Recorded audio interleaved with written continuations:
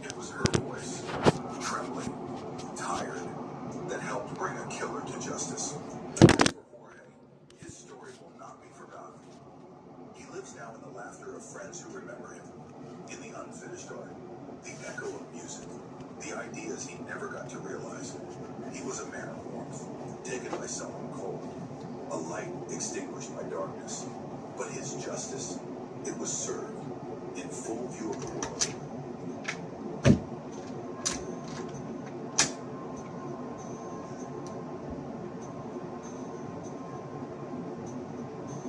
There is a haunting kind of silence that follows justice. Not the kind that soothes or heals, but the kind that lingers, that wraps itself around the memory of a crime too horrific to forget. For the family of Jorge Martin Carano, the conviction of Scarlett Blake was not a triumph. It was an end to a nightmare, yes, but not the end of pain. Scarlett is now locked away, a name scrawled into the grim annals of modern true crime. Her trial and conviction are already the subject of articles, online discussions, and law enforcement seminars. But behind the headlines and courtroom sketches lies a deeper, more disturbing truth. That evil does not always come loudly. Sometimes it walks quietly through ancient cities, wearing smiles, sharing jokes, blending in. For 2 years, Scarlett Blake existed in the public's periphery, shopping at the same stores, passing others on the street, perhaps even laughing at jokes in a pub, while Jorge's family wept oceans of grief oceans away. She lived her life while another's had been cruelly ended for nothing more than the satisfaction of fulfilling a dark fantasy.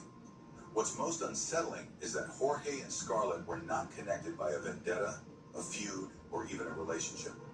They were strangers. She hunted him the way predators choose prey.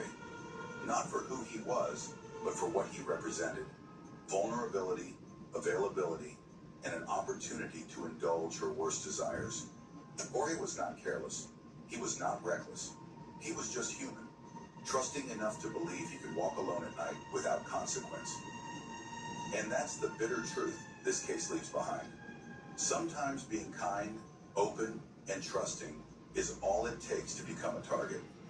Scarlett's obsession with online infamy and her idolization of Luka Magnotta speaks to a dangerous growing trend where fame, even infamy, becomes currency.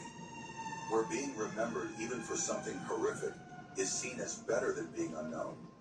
Where the boundaries between fantasy and action, between chat rooms and crime scenes, blur until they vanish entirely. Her sentence, life imprisonment with a minimum of 24 years, may seem like justice served. But for Jorge's family, no number will undo what was done. No court can bring back their son, their brother, their friend. The void left by his absence will always echo. His laughter, once a daily joy, now survives only in memory and stories. And yet, from this senseless tragedy, there are lessons to be drawn. Lessons about the power of digital footprints. About the quiet strength it takes to come forward, as Ashlyn eventually did. About the resilience of a family who refused to accept the easy explanation. And most of all, about the enduring value of human life, even and especially when it's taken for granted by those who see it as expendable. In a city known for its